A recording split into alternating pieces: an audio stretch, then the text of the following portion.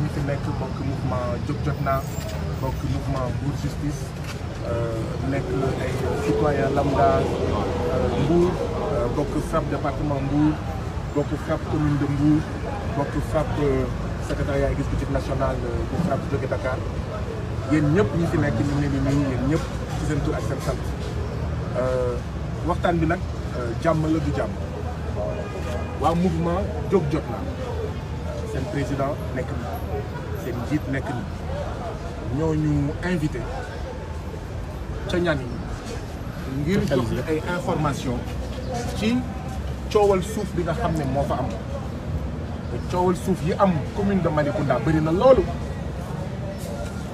ñu ne ñun waa FRAPP fépp fu ñu askanu Sénégal woowee mission la obligation la pour ñun ñu dem wuyu ci la ñu nangu ne dañuy dem déglu naxar ak méttitu suñu mbokk doomu Sénégal yi dëkk ci ñat démb nag bii nit yi xamee ne ñun waa FRAPP dañuy ñëw Nianing ba tey ñi nga xam ne ñooy waa mairie bi ñi nga xam ne ñoom ñooy waa APR amuñu jàmm d'abord gendarmerie ñoo njëkk woo ki nga xam ne moom mooy Robert jiite Jóg Jotna kon ça veut dire que la gendarmerie était au courant xamoon na li xew et ñëpp xam nañ xarañ bi nga xam ne les services de renseignement de la gendarmerie xarañ nañ ko donc xamoon nañ li nar a am ak li war a am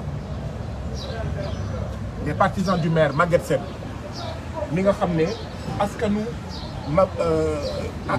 Nianing dañ ko tuumal ne délinquant foncier la bandit foncier la voyou foncier la ses partisans depuis démb ñu ñuy menacé naan ñu du ngeen fi ñëw wala bu ngeen fi ñëwee di ngeen gis loo xam ne mosu leen ko gis ñun nag duñu ñoo xam ne dañuy xoxatal moo tax ñun waa FRAPP on a averti ça fait des semaines ça fait des mois ne benn fii la ñu ndaw Ngadiaga foofu nga xam ne fa la am les puits de gaz en feu invité conférence de presse ñu dem fa ba ñibbi sous-préfet de la localité bu Ngadiaga woo ndaw yi ne leen la prochaine fois avant que waa FRAPP ak ñoom Guy Marius Sagna ngeen leen di invité ca Ngadiaga il faut l'autorisation de la sous-préfecture boobu la ñu commencé artu boobu la ñu commencé ne Sénégalais yi am na loo xam ne mu ngi raam ça risque d'être un danger ça commence sur le FRAPP mais ñun ñëpp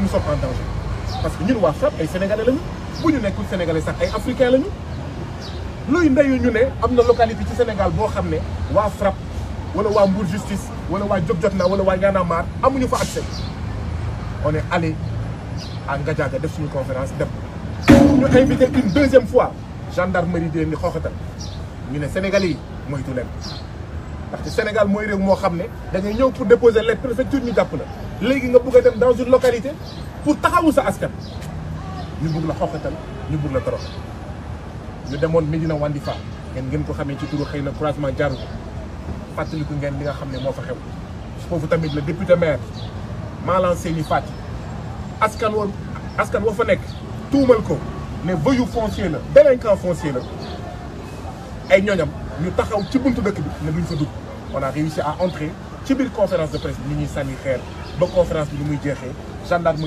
moo ñu mujjee escorté à la fin de notre conférence de presse à Médina Wandifa pour ñu génn dëkk bi ci topp mooy ban bi ci topp xëy na mooy Kafountine tamit ñu dem fa askanu Kafountine invité ñu ndax scandale saytu winu quai de pêche Kafountine scandale mairie mu inventé mu créé ay ticket de trésor ndekete c'était du faux di encaisser xaalisu commerçant yi di encaisser xaalisu nappkat yi ndekete mu ngi ko doon dugal dans sa poche ñu dem fa les partisans du maire bëgg a saboter ñu ne leen fii la ñuy toog du ñu dellu ginnaaw parce que du yéen du monsieur le maire du député du gouvernement du président Macky Sall moo ñu mën a tere wax lu ñuy wax dem fu ñuy dem boobu yëpp nag ñu ngi artu Sénégalais yi naan leen am na luy raam loo xam ne bu ñu moytu bu dee dina métti ba tey donc ça veut dire que nous avions raison tey nag ñëw nañ ñu wàcc sur les lieux di visite hectares yi ñoom waa Jóg Jotna muy la partie digne de Nianing parce que gox boo dem dafay am les citoyens dignes et les citoyens indignes ñu ñuy expliquer faf les partisans du maire Maguette Sène les camarades de Macky Sall ñëw daanu suñu kaw gis ngeen li nga xam.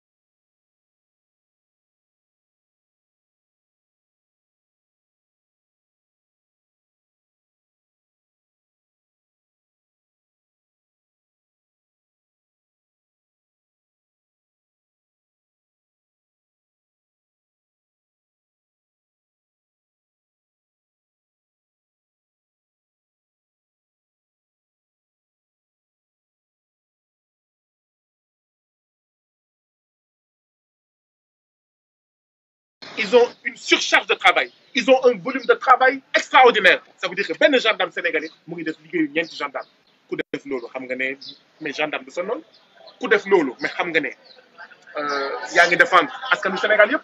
ñun ñooy faral di wax ne au Sénégal il y a un policier pour 5000 habitants. Les normes c'est un policier pour 1000 habitants.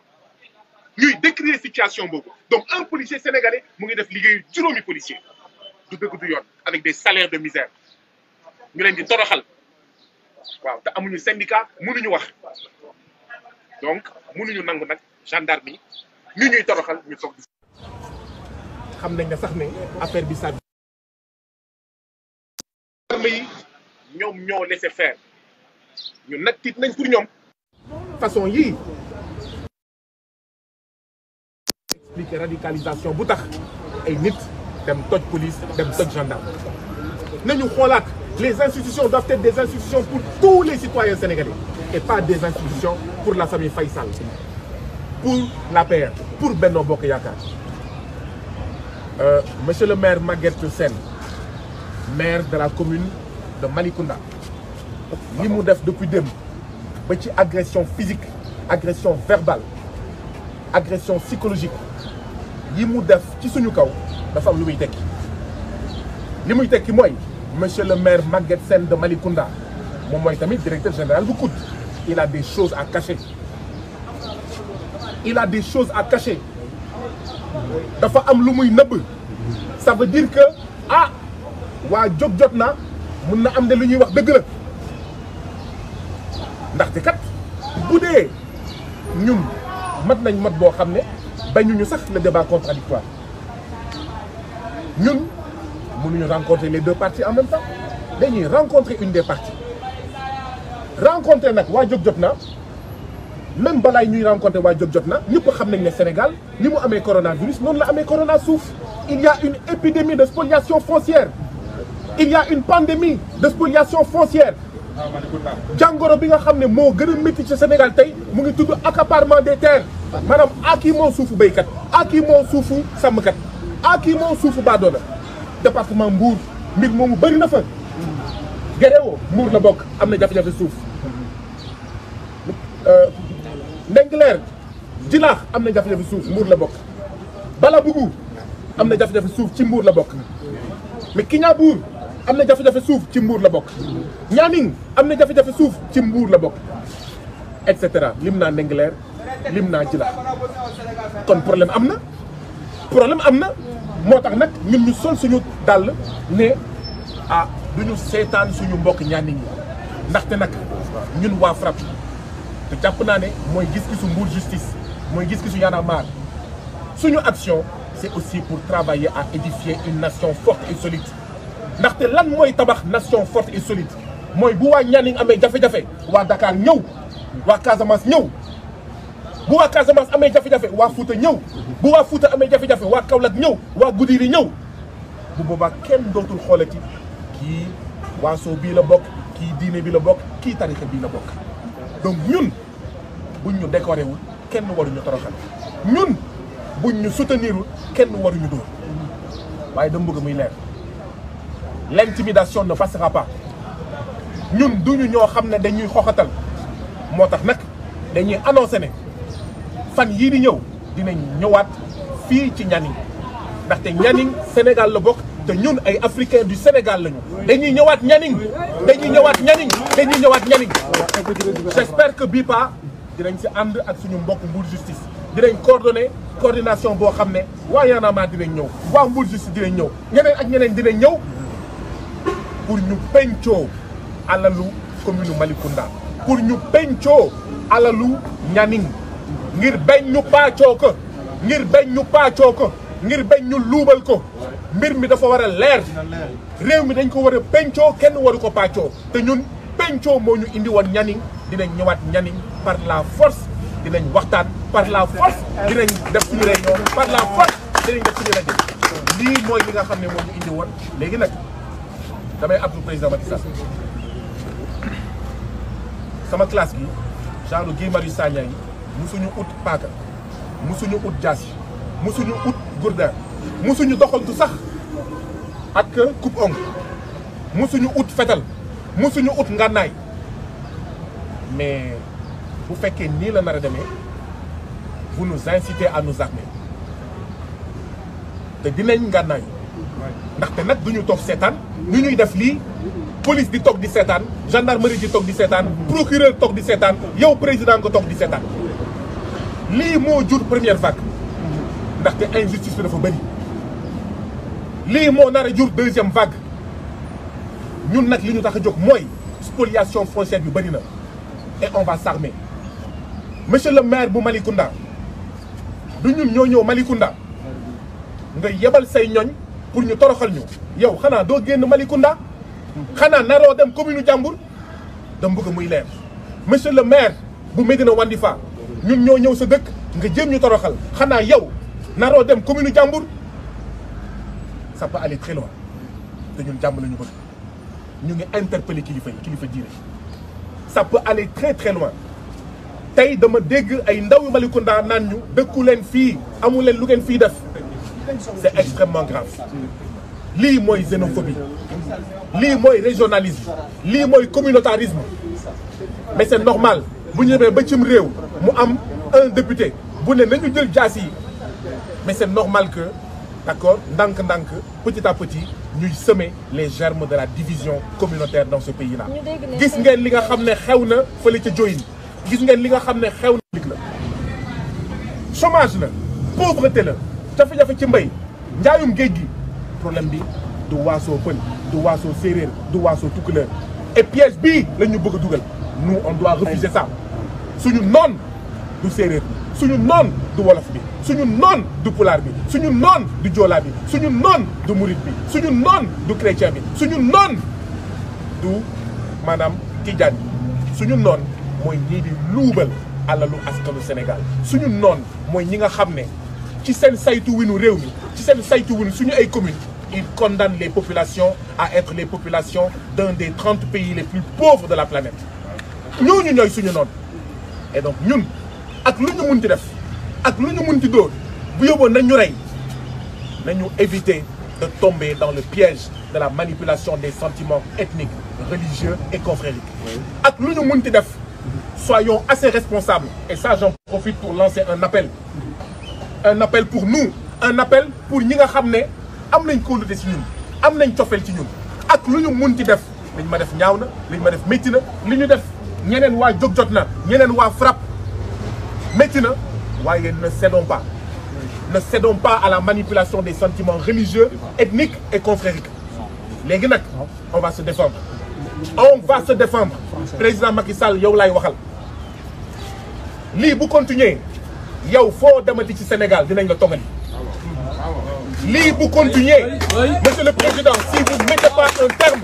à cela foo demati ci Sénégal dinañ la tongali parce que nag on n'acceptera pas d'être violenté parce qu'on a commis qu'un seul crime, celui de vouloir discuter des affaires de notre cité, celui de vouloir discuter des affaires de notre commune à Malicounda, de notre commune à Niaguis, de notre commune à Dakar, de notre commune à Ranérou-Ferlo, de notre commune à Thiès, de notre commune à Mbour. On n'acceptera pas d'être violenté. Vous l'avez fait une fois, 2 fois, 3 fois. Nous n'avons pas peur et nous ne reculerons pas. Et nous disons à la gendarmerie de prendre ses responsabilités.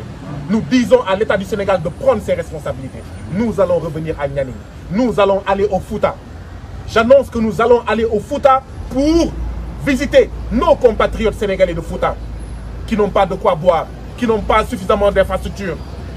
Et c'est l'occasion de féliciter la diaspora du Fouta. Si ce n'était pas la diaspora du Fouta, il n'y aurait pas suffisamment d'écoles, il n'y aurait pas suffisamment de cases de santé, de postes de santé, il n'y aurait pas suffisamment de ceci et de cela. Nous irons au Fouta, nous reviendrons à Niani. Et nous allons voir. Parce que la leçon à tirer ici, c'est que le président Macky Sall et ses alliés ont peur de la jonction. C'est pourquoi nous devons prendre nos responsabilités. Nous, Mbour Justice, nous, Djokjotna, nous, Frappe, nous, Yanamar, nous, Nitoudeg, nous, Nitoudeg des valeurs, nous, mouvements citoyens et organisations politiques, nous devons faire jonction.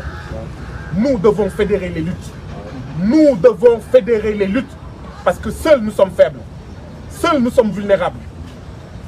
Nous devons fédérer les luttes parce que c'est la fédération de ces luttes qui pourra créer un rapport de force qui puisse permettre aux spoliateurs fonciers de reculer. Donc nous allons revenir à Nianing pour poser le débat de la spoliation foncière, pour discuter de savoir les allégations du mouvement Djokjotna sont-elles vraies ou fausses. Et ils vont donner leurs arguments. Nous ne sommes pas opposés même à l'organisation d'un jury citoyen à Malicounda, à l'organisation d'un jury d'honneur à Malicounda, à l'organisation d'un débat public et contradictoire à Malicounda. Parce que justement, nous pensons que également les conseils municipaux, leur rôle, c'est de favoriser le débat. Mais non seulement ils ne favorisent pas le débat, ils ne réunissent pas les conditions de débat. Et quand vous voulez débattre, ils vous en empêchent, ils vous menacent, ils vous intimident, ils sabotent vos débats. Ça ne passera pas. Je vais être clair, ça ne passera pas. Nous de Djokjotna, nous disons ça ne passera pas. Nous de Mbour Justice, nous disons ça ne passera pas. Nous de Frappe, nous disons ça ne passera pas. La lutte continue et nous vaincrons. Nous vaincrons à Malicounda, nous vaincrons à Nianing, nous vaincrons à Kignabou, nous vaincrons à Guéréo, nous vaincrons à Balabougou, nous vaincrons partout où il y a de la spoliation foncière. Nous vaincrons surtout partout où il y a de l'injustice, partout où les citoyens sénégalais sont opprimés. Partout où les citoyens sénégalais ont besoin de Mbour Justice, de Djokjotna, de Yanamar, de Frappe, etc. Nous irons partout parce que nous n'accepterons pas que des étrangers dans ce pays-là puissent partir partout au Sénégal et que nous, on nous crée des sens interdits dans notre propre pays. Ce pays-là, c'est notre pays à nous tous. Les gens de l'APR, ils ont des droits comme nous tous. Nous ne sommes pas là pour nier ces droits, mais nous n'accepterons pas que nos droits d'expression, que nos droits de manifestation soient piétinés et sous la complicité de l'État du Sénégal. Le président Macky Sall, il est interpellé. Si cela, ça continue, il aura lui aussi des difficultés à se promener au Sénégal. Parce que nous n'accepterons pas, nous ne céderons pas à la menace et à l'intimidation. Je crois que j'ai essayé de dire un peu en wolof et en français ce pourquoi nous étions là. Peut-être juste ajouter. On espère que le procureur de la République va s'autosaisir parce que les faits sont suffisamment graves. À un moment donné, nous avions même plus peur pour les gendarmes de la gendarmerie de Nianing que pour nous-mêmes. Tellement ces voyous, ces bandits, ces nervis manipulés par le directeur du COUD, le maire de la commune de Malicounda, M. Maguetsen, qui a même mobilisé des agents du COUD, des gens en provenance de tous les villages du département de Mbour, étaient tellement massés devant la porte de la gendarmerie que nous avions même peur pour les gendarmes. Et nous leur avons dit que cela, ce sont des conditions inacceptables pour nos vaillantes forces de défense et de sécurité, des conditions inacceptables de travail. Et donc, nous espérons que le procureur va s'autosaisir. S'il ne fait pas son job, nous allons porter plainte. Pas pour nous, mais pour que plus aucun autre citoyen sénégalais ne subisse la même chose que nous. Nous allons porter plainte. Et cette plainte, ce n'est pas pour nous venger. Cette plainte, ce n'est pas parce que nous sommes rancuniers. Mais cette plainte, c'est pour dire tout simplement plus jamais ça. Parce que nous ne voulons pas que d'autres citoyens sénégalais subissent la même chose que nous. Plus jamais ça. Dans les jours à venir, nous vous informerons, d'accord, des suites à donner, notamment par rapport à la plainte. Nous vous informerons également de la suite à donner par rapport à notre retour à Niani. Nous viendrons à Nianing sans Gourdin. Nous reviendrons à Nianing sans Pierre. Nous reviendrons à Nianing sans coupe-coupe. Mais nous espérons que l'État du Sénégal réunira les conditions d'un débat démocratique. Voilà ce qui se passe dans les 500 et quelques collectivités locales du Sénégal. Mais c'est pourquoi le président de la République, chaque année, appelle à un dialogue. Mais le dialogue doit commencer dans les communes. Monsieur le Président, vos maires APR, vos maires, Monsieur le Président de la République, voilà ce qu'ils font. Ils sont à votre image. De la même manière que vous, Monsieur le Président de la République, vous avez dit que votre objectif, c'est de réduire l'opposition à sa plus simple expression. Mais vos maires dans les localités veulent réduire les patriotes et braves citoyens de Diop-Diotna, de Mbour Justice, de Y'en a marre, de Frappe et d'ailleurs à leur plus simple expression. Ça ne passera pas. Et nous sommes inquiets et nous sommes tristes. Parce que ce qui s'est passé aujourd'hui montre qu'en réalité, vous n'avez pas bien mûri la leçon des mois de février et mars 2021. Et nous sommes tristes. Monsieur le Président, vous aviez dit que vous aviez compris. Mais nous constatons qu'en réalité, vous n'avez absolument rien compris. Vous menacez la tranquillité dans ce pays-là. Vous menacez la paix dans ce pays-là. Parce que si cela continue, si c'est d'autres que nous, ils vont aller se venger. Nous allons installer notre pays, le Sénégal, dans un cycle de vengeance. Œil pour œil, dent pour dent, morsure pour morsure, brûlure pour brûlure. Et nous ne voulons pas, nous ne souhaitons pas que le Sénégal sombre dans un système de œil pour œil, dent pour dent, morsure pour morsure. Il vous revient à vous, Monsieur le Président de la République, parce que vous avez la plus grande responsabilité de retenir vos troupes. Parce que si vous ne les retenez pas, nous serons obligés de nous défendre. Et pour nous défendre, nous serons obligés de nous armer. Parce que nous n'accepterons pas que nos membres, nos frères et sœurs de Mbour Justice, de Diop-Diotna, de Y'en a marre, de Frappe et d'ailleurs, soient violentés parce que tout simplement, ils se battent pour un autre Sénégal dans une autre Afrique. Je vous remercie. Merci. Merci.